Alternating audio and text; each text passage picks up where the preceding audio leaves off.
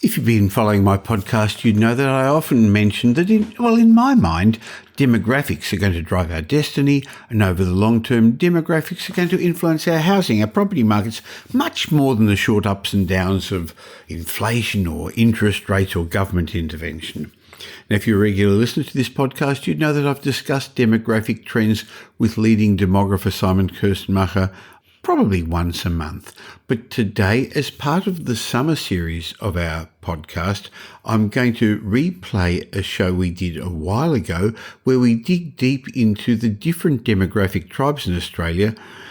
You see, Australia's a diverse country with a huge range of demographic groups, but understanding these groups are going to help you understand what's going to be giving us opportunities, but also challenges, because each group's going to face different challenges, and how you should invest taking into account demographics.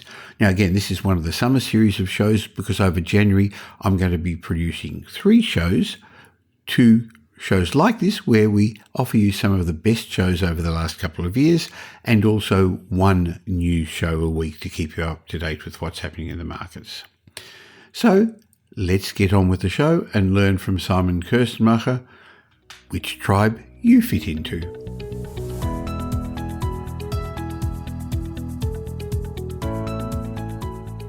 We all belong to one, a demographic tribe that is. In fact, Australia's one big country of many tribes, and if you don't belong to one, you don't survive.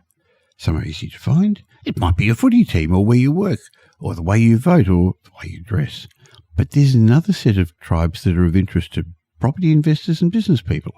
The tribes and labels that demographers divide us into. Now, I'm sure you've heard of Baby Boomers and Millennials, but have you heard of FIFOs and VESPAs and YOLOs?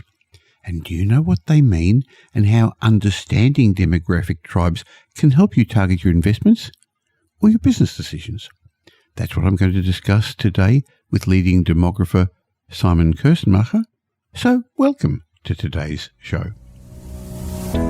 Welcome to the Michael Yardney podcast, where twice each week you will learn a number of new ideas regarding success, property investment and money in around 30 minutes.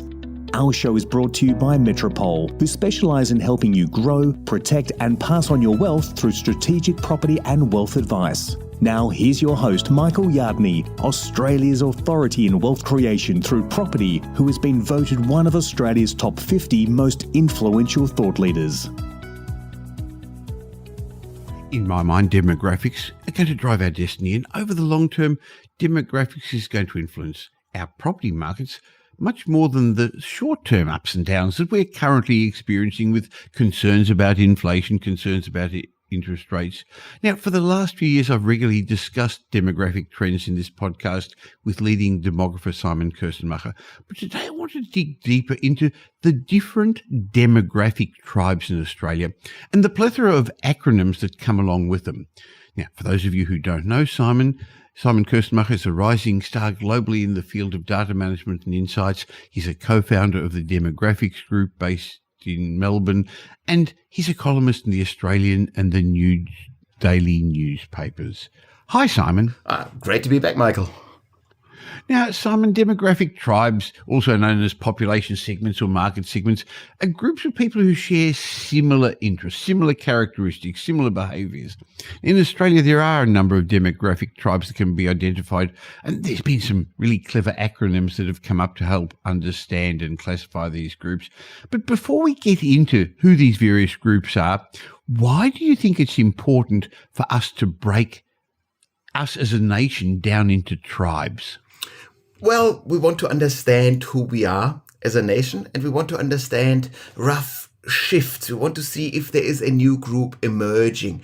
Generations, of course, are just people that are born in regular intervals, and every 18 years we call them a new generation. But if you look at other market segments, this speaks to a generalized truth in the market.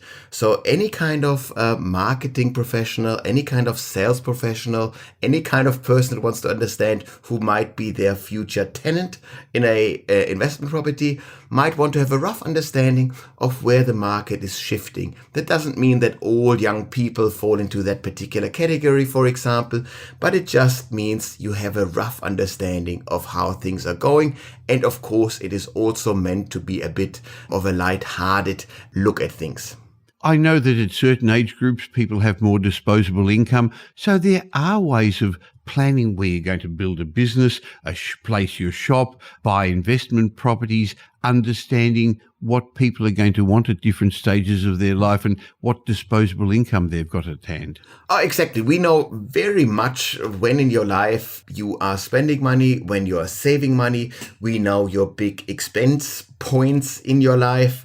All of these things are, statistically speaking, pretty clear. It always feels, of course, very special and individual when you go through it, because of course you are the hero of your own movie that is your life. But ultimately our lives follow very, very similar outlines. Well, in property, baby boomers drove property trends for a long time. Being a baby boomer, I remember seeing a lot of these changes, and people have, and I think it was your business partner, Bernard Salt, who talked a bit about like pushing a tennis ball through a garden hose, because there were so many more baby boomers following the previous generation. So we had to build more kindergartens to look after them, more primary schools, more secondary schools, eventually universities. And I guess in due course, it's going to be more nursing homes. But rather than just talk about the age groups, let's have a little look at some of the funnier sort of acronyms, because it does describe people. And one of the ones I've come up with, I've read a bit about lately, is YOLOs, the YOLO tribe. You only live once. Tell us about those. Yeah, so the YOLOs, these are people, young people, traditionally people before the family formation stage of the life cycle. These are people that are keen to spend money, and they are not so much interested in the materialistic purchases. They are after experiences. They want to tell positive stories about themselves, to themselves, their adventures. They're spontaneous. They need to look for new things.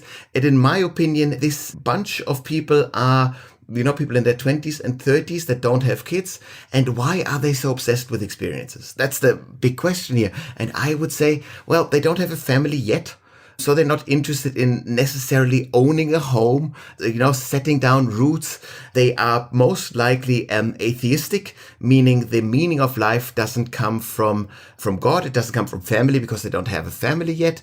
So they seek meaning in life in adventures, in little experiences that they are seeking out. Trying new things, that makes sense. I guess as a employer, a lot of people listening to this will be employers. It's actually important to understand what motivates your team members, doesn't it? Oh, very much so. If you feel that you have lots of YOLOs in your team, you want to understand that these people are ultimately looking for meaning in their lives. And you then want to make sure that you allow them, ideally, through your business, so that they can tell a positive story about their lives to themselves. So can you add a bit of meaning, a bit of a bigger story to their lives? Then they will be much more motivated and they will be absolutely great employees. But it also means if you completely fail to do so, you might not get the best out of your workforce. Or they're going to move elsewhere. Okay, tell us about the Yummies. That's probably one of the funniest ones. These are the young, upwardly mobile millennials. So it's a subgroup of millennials that are essentially just a age cohort. And so you just look at those young folks that are climbing up the career ladders. They had good educations. That means their incomes are reasonably high. And let's first of all, Simon, sorry to interrupt you, say that YUMMY stands for Young Upwardly Mobile Millennials. Yes, exactly. So these are the younger cohorts of millennials, and upwardly mobile just means they are highly educated. They are making more money every year. They're entering the knowledge economies, and so they are very tech savvy, and they slowly push higher up the career ladder. They slowly partner up. They become two-income households, so they have lots of money. but they're not setting down roots whatsoever. So they are very, very flexible. The world's their oyster. These are young people that could easily move from Sydney to New York, maybe London, maybe Melbourne, maybe they stay in Sydney. Who knows? They don't know. That's the most important thing. So those guys, they will definitely be renters. If you look at all those fancy new build-to-rent buildings that are essentially targeting sexy 30-year-old lawyers, these kind of buildings, they are targeted as the yummies. Inner city, very posh buildings, that's ideally what the yummies want, as long as they can afford it, but they should be able to afford it because their incomes are actually really yummy, so to speak. Interesting. And they're prepared to pay a higher rent. Okay. Tell us about the mammals. And this isn't mammals like an animal. It's middle-aged men in lycra. I like this one. Yeah, it's a bit of a joke there. It is men in their probably mostly 40s and 50s that are still healthy and active because they are the weekend warriors. They are the commuters to work in full-on cycling gear, looking like they will want to win the Tour de France. They enjoy the outdoors, but these are upper class people. Cycling in Australia is not a sport or a way of commuting for the lower classes. This is, funnily enough, very much a upper class, well-educated, reasonably rich kind of sport. And particularly once you hit road bikes, you hit, these things cost at least $5,000 a pop, probably more. There's no upwards boundary. That's what those people want. And so, funnily enough, the infrastructure that might make you think of low-income people, cycling tracks near the inner city. So in cycling distance, how far could you be? Maybe 10, maybe 15 kilometers from the CBD? No further. These are maybe homes that are purchased, but probably more likely rental opportunities that they are after in the inner city near bike trails, or something like this would be the property goal for the mammals of this world. Well, I encounter them every weekend as I try and get out of my street here and up Beach Road, St Kilda Street. I've got to wait for these hordes of mammals. They hunt in packs, Simon, and they take up the road. Okay, dinks is something a lot of people have heard about. Tell us about the dinks tribe. So the dinks come in two varieties. First and foremost, they're called double income, no kids. So these are households that get a lot of money injected into them because both partners earn money and they have relatively low costs because they don't need to pay for their kids. And the dinks come in two varieties. The first ones are people before the family formation stage of the life cycle, or maybe couples that will never have kids at all.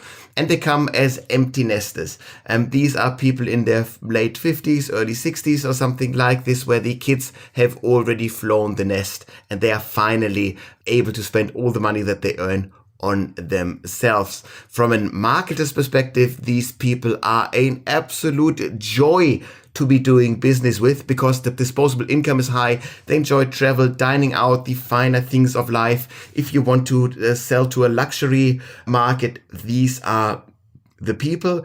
Quite often, by the way, if you look at gay couples, they tend to be dinks. Of course, gay couples can adopt kids, but statistically speaking, they don't, or they do so at very low rates.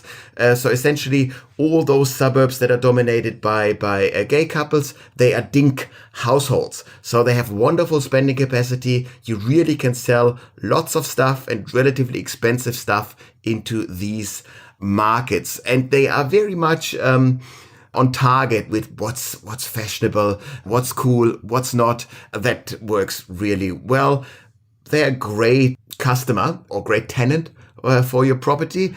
They're great investors as well. We have a lot of them as clients at Metropolitan. They're lovely people to work with.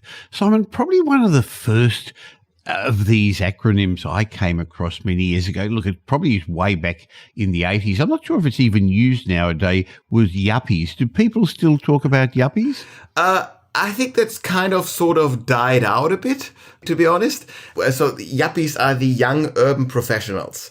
And that was the re-emergence of the inner city. For a long while in the 70s, meaning before the 80s, just people moved away from the city center. This is when people moved to suburbia and you commuted from your suburban castle into the office tower in the city center, but you spent your days and your weekends outside of the city. But then in the 80s or thereabouts, people rediscovered the inner city. Inner city lifestyle became hip and sexy again. And the yuppies were... Starbucks, things like that came up, didn't it? Exactly, Starbucks. This is when artists really took over the inner cities. They had all those big, beautiful, repurposed industrial spaces that they made into cool art installations or lifestyle hubs, whatever.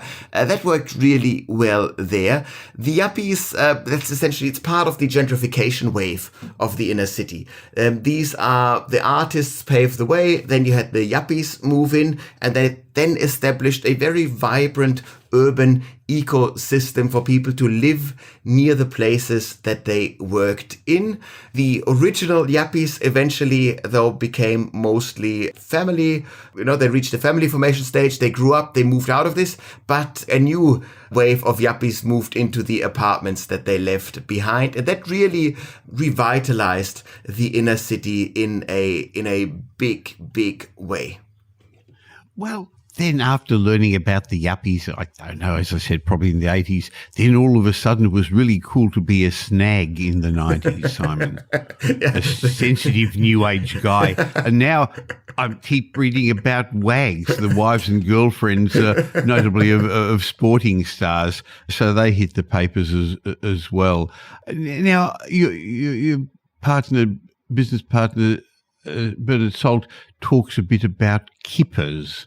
Nettles and Twits. Tell us a little bit about those. So the Kippers are a beautiful phenomenon that stands for Kids in Parents' Pockets Eroding Retirement Savings.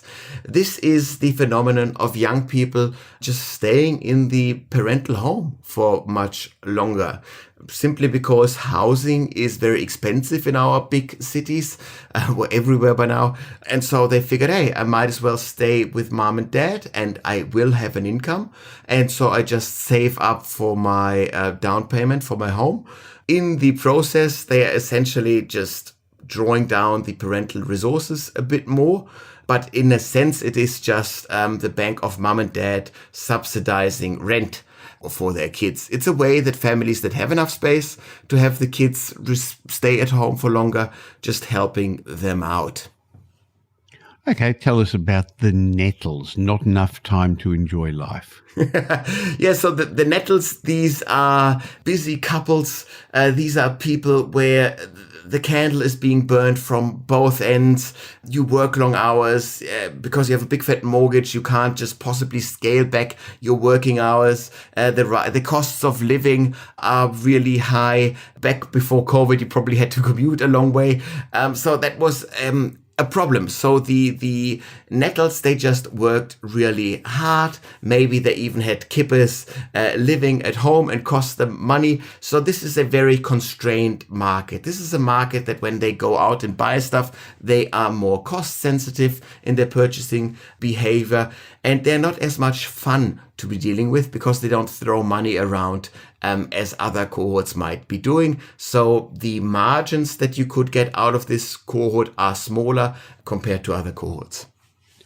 Okay, there are also Twits, and it's not what some people would initially think. Yeah, that's a short-term phrase for teenage women in their 30s. And what that is, they're also twits, twit men. This is the idea you behave like a teenager in your shopping behavior, in your consumption patterns, even though you're already in your 30s, which is a life stage where in earlier years, in earlier decades, you might have been already in the family formation stage. But we're now pushing out the family formation stage up into the late 30s.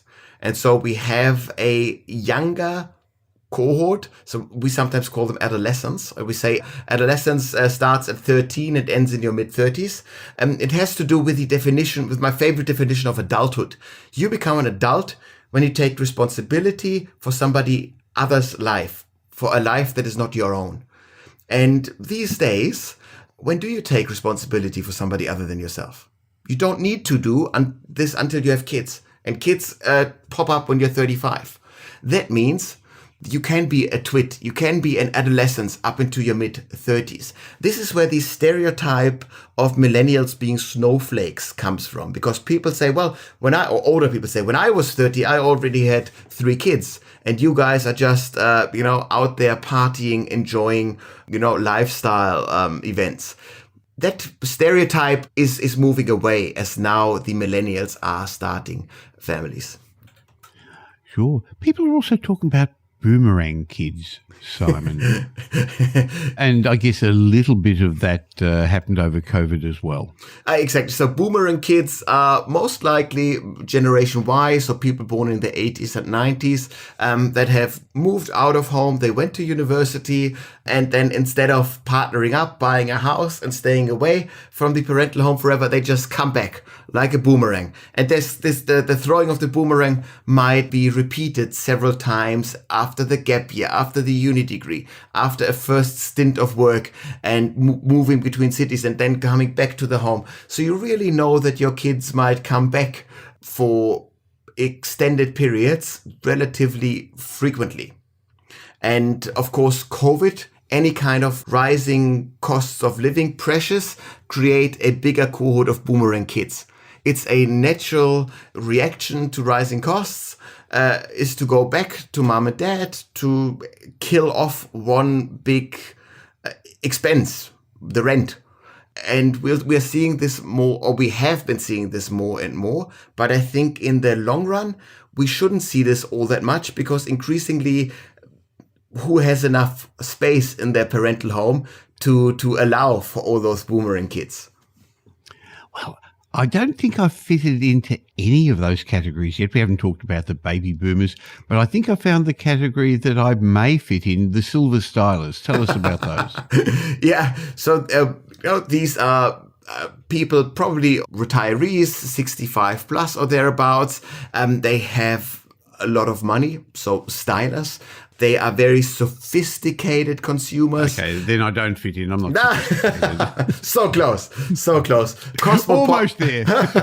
And you will never retire, to be honest. No. So they're cosmopolitan in their outlook, and they very much would not identify with the stock standard cliches of what a retiree looks like. They are reinventing retirement. These are active retirees. They look much more fashionable than the retirees of yesteryear than you might think of. So once again, a great cohort to be doing business with. Plus, those silver stylers, we sometimes call them lifestylers, they are a cohort that are rich both in time and money. That is really nice, because most cohorts lack at least one of the two, time and money. But this is a cohort that has both. So they are great to do business with. At the moment, after being locked down for a year or two, they even feel a sense of urgency in their spending behavior. So how good can a consumer get? They have time, they have money, and they feel a sense of urgency. That is a jackpot client. Michael, you are a marketer's dream to be doing business with. Now, interestingly, on a recent trip, we met some people, and I said to him, the gentleman, "What do you do?" And he said, "I'm a self-funded philosopher." And I thought, what does that mean? And he said, well, nobody pays me to think. I've stopped working, and so nobody pays me to think anymore.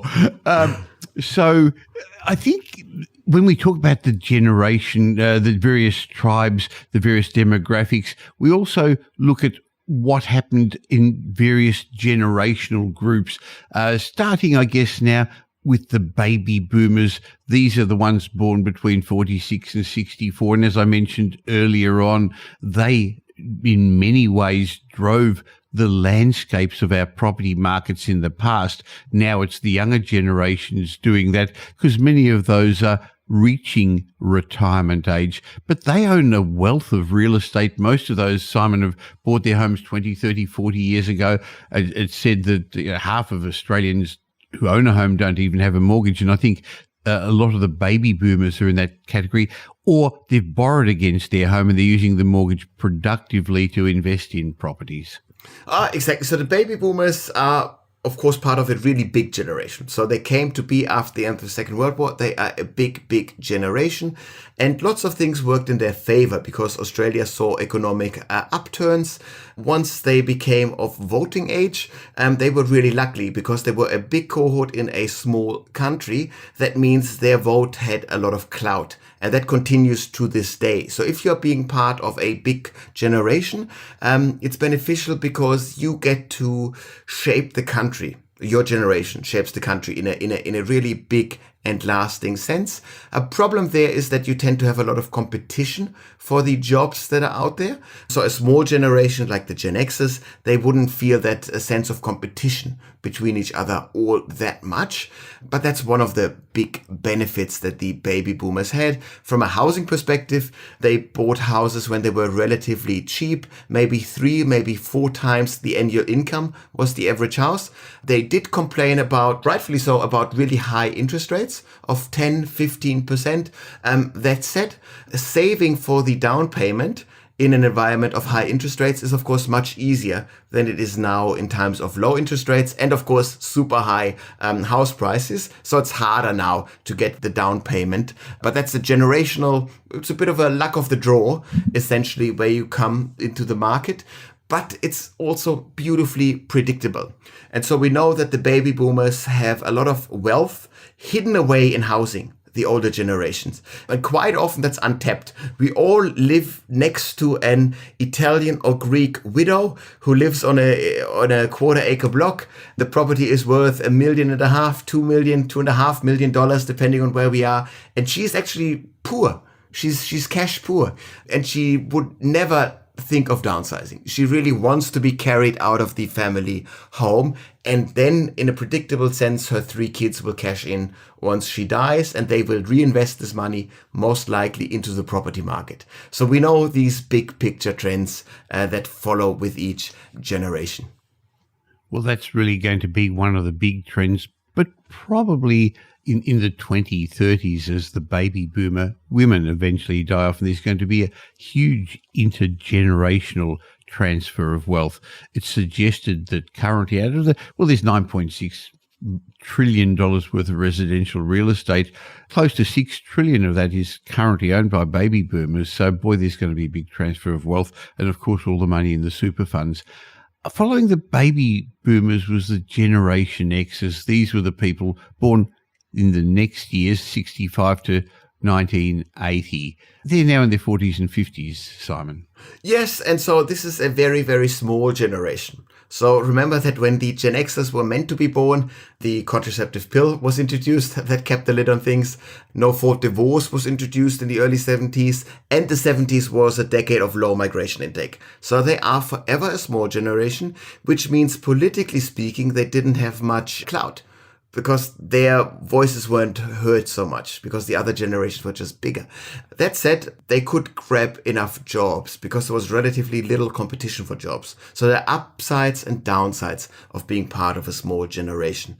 And they are obsessed with 2 things: work-life balance and gender equality. From a housing perspective, the work-life balance is really interesting because we know now that we discuss, should you work from home? Should you go back to the office? The Gen Xers, your folks in their 40s and 50s at the moment, they will fight tooth and nail to work from home as much as possible because they value their lifestyle more than anything else. They're happy to forego a bit of family income in order to have more time available with their families. The baby boomer generation, speaking of course in big fat cliches here and generalizations, they were not happy. They were happy to do this trade-off. They were happy to earn more money and have less time with the families. The Gen Xers do this the other way around. And Gen X is in a difficult decade now because they are at risk of once again burning the candle from both ends. They still have a mortgage, they still have these costs to be dealing with. They still have kids that depend on them. Most likely they're now soon to enter university, but they might also soon need to have to look after their own parents. So there is lots of pressures on this generation that makes them more likely than any other cohort in Australia to not be able to make all their mortgage repayments on time. They might need to actually, sell up if things go really bad. So that's an issue that Gen X faces. That said, it's not all doom and gloom. There is a bit of seniority built into leadership positions. Already, every single state premier is a Gen Xer. So that means they get, Dominic Perrottet in New South Wales even is a millennial. But because he doesn't have that millennial vibe, I'm counting him as an Xer. That means their voices are being amplified in the political spectrum because they set the political agenda of this country. So expect much more gender equality issues and much more work-life issues to enter the mainstream under a Gen X leadership in this decade. The next tribe were those born between 1981 and 96, and I guess they just followed the next alphabetic letter and called them Gen Ys, but a lot of people call them millennials now, Simon. Exactly. And the millennials, I always joke they're called Gen Y because they ask why. They are obsessed with meaning, obsessed with purpose. These are the kids of the baby boomers. That means they grew up in financial riches because everything was taken care of. Their baby boomer parents had houses that were paid off rather soon, so they could just pay for wonderful education for millennials. That means the millennials had to face the tyranny of choice. What career should I study? What degree should I pursue? These things, that's difficult for Gen Y. So they don't know what to be dealing with. They are environmentally conscious. They procrastinated. They only now started to have families at scale in their mid-30s. So they procrastinated on this, but now they are looking for housing. It is this, and they're a big generation. And this biggest generation in Australia is now at scale looking for family-sized homes. That's the main game in the property market, is where can we find 3 and 4 bedroom homes for millennials? Whoever provides them, they get them. That they can afford, of course. And so we've seen the millennials over the last 2 years moving away from their hipster flats in the inner city to the urban fringe, because that's where 3 and 4 bedroom houses were available and affordable. They couldn't afford them in the middle suburbs where their baby boomer parents, purchased homes, because their baby boomer parents aren't downsizing just yet. They're still too young, too healthy to think of downsizing. The downsizing is an issue for the 2030s onwards. So we're now pushing the millennials to the urban fringe. That means we're slowly hipsterizing the outer suburbs, because millennials will want to still have, of course, now kids-friendly, but they want kid-friendly hipster cafes to enjoy on their weekend. Yes. And then there are the younger generations as well, the Gen Zs and Generation Alpha.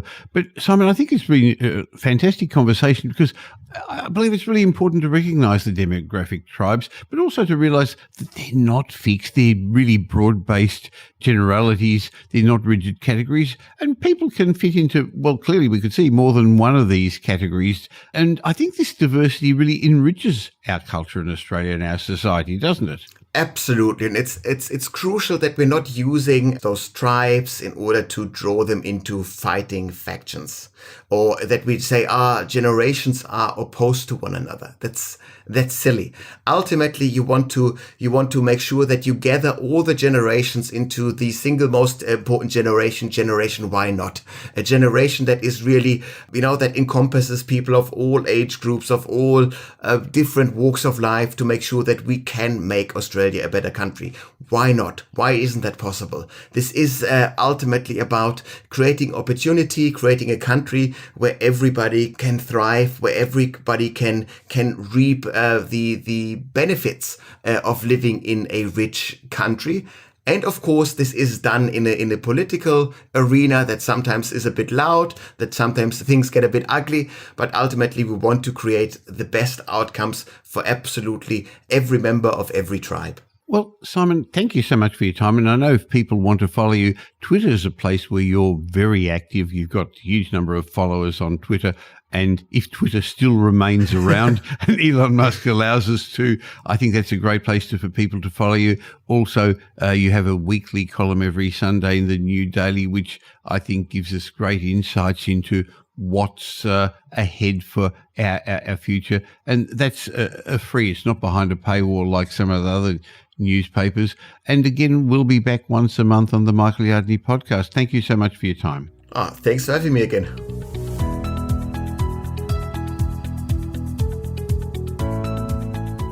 In a moment, I'm going to share my mindset message with you. But if you enjoyed my chat with Simon Kuestenmacher today and you don't currently subscribe to this podcast, please use the podcast app that you're listening to and click the follow button so you get updated each time a new show comes out.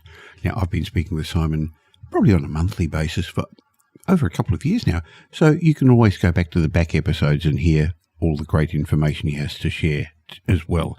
Clearly, demographics are going to drive our markets, and that's one of the reasons the team at Metropole spend a lot of time researching the demographic trends in various areas. But if you enjoyed what you heard from Simon today, you'll love what he teaches the delegates at Wealth Retreat, our 5-day retreat we're going to be conducting at the end of April, and it's designed to help you plan the next 5 years of your life. When you join us, you're going to be surrounded by the best faculty of property, tax, money, business and finance experts who are going to be providing life-changing information. I'm using that term, well, I'm a bit nervous about saying that, but boy, I've seen the results happening.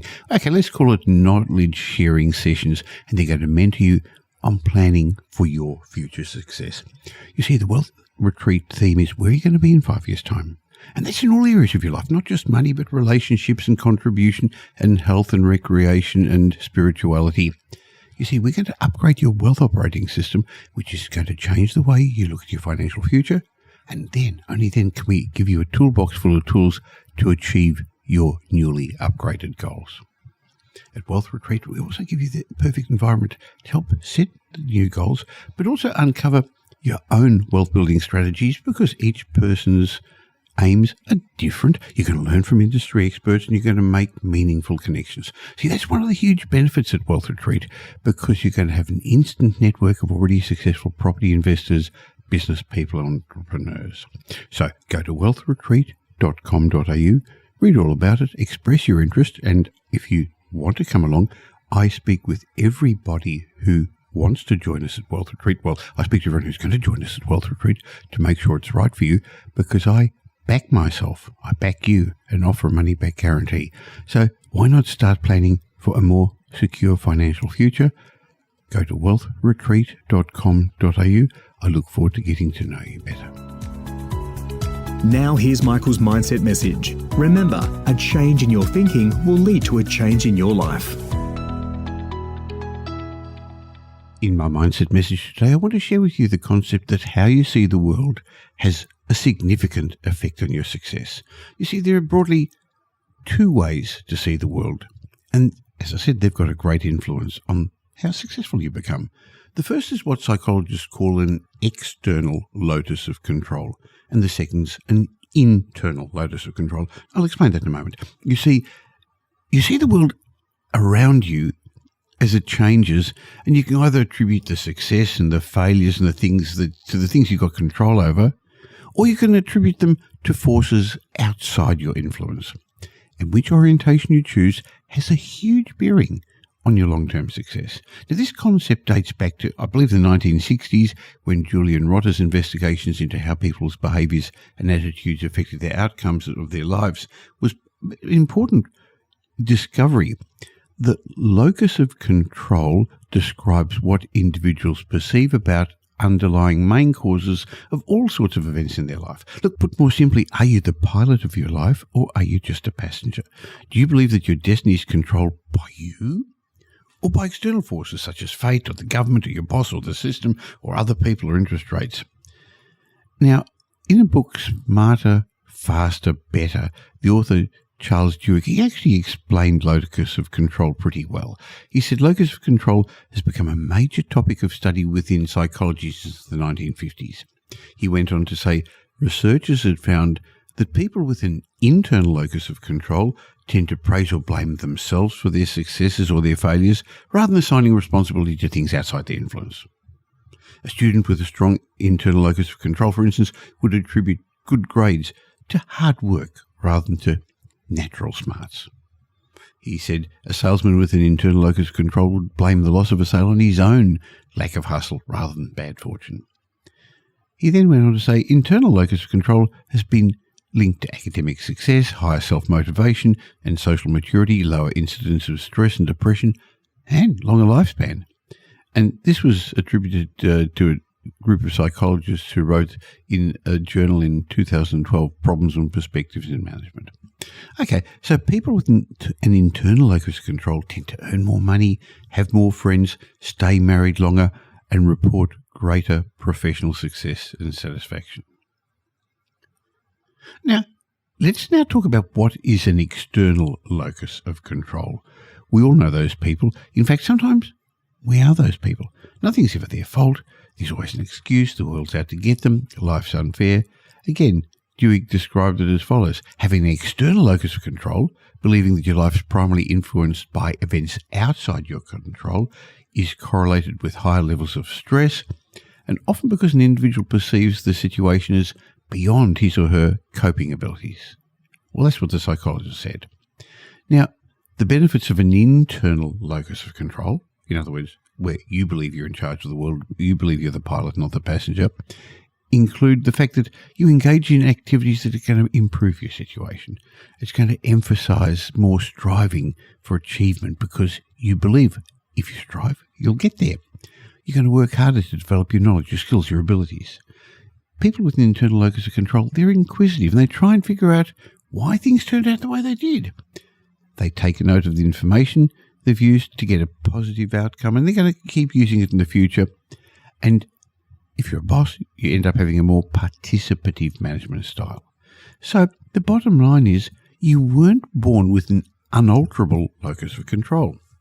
So in my mind, it's critical to keep an eye on yourself and see how you can improve the way you see the world.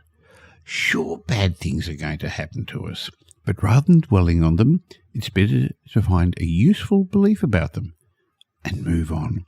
It's important to remove the idea that your life's dictated by voices outside your control. Look, of course, to one degree or another, it is. But there's plenty that we can control. You can create your own luck through study, through hard work, through perseverance. It's often said that you become a blend of the 5 people you hang around with the most. Now, that's important to keep in mind. Associate with positive people who believe they're in control of their lives. Their beliefs and energy is going to rub off on you, and then yours will rub off on them. If you think about it, that becomes a very powerful positive feedback loop. So, as I started to say, how you see the world will have a significant effect on your success. Are you going to end up being the pilot of your life, having an internal locus of control, or just a passenger and be unhappy and dissatisfied because you don't have control?